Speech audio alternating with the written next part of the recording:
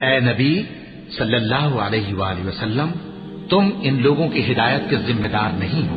بلکہ اللہ ہی جس کو چاہتا ہے ہدایت بخشتا ہے۔ اور مومنو، تم جو مال خرچ کرو گے تو اس کا فائدہ تمہیں کو ہے، اور تم تو جو خرچ کرو گے اللہ کی خوشنودی کے لیے کرو گے،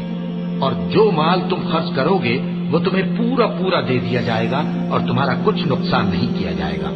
اور ہاں، تم جو خرچ کرو گے تو ان حاجت مندوں کے لیے جو اللہ کی راہ میں رکے بیٹھے ہیں اور ملک میں کسی طرف جانے کی طاقت نہیں رکھتے اور مانگنے سے آر رکھتے ہیں، یہاں تک کہ نہ مانگنے کی وجہ سے ناواقف شخص ان کو تونگر خیال کرتا ہے،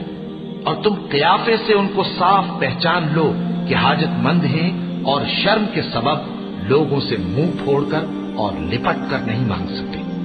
اور تم جو مال خرچ کرو گے کچھ شک نہیں کہ اللہ اس کو جانتا ہے۔ جو لوگ اپنا مال رات اور دن اور پوشیدہ اور ظاہر اللہ کی راہ میں خرچ کرتے رہتے ہیں، ان کا صلہ ان کے پروردگار کے پاس ہے، اور ان کو قیامت کے دن نہ کسی طرح کا خوف ہوگا اور نہ غم۔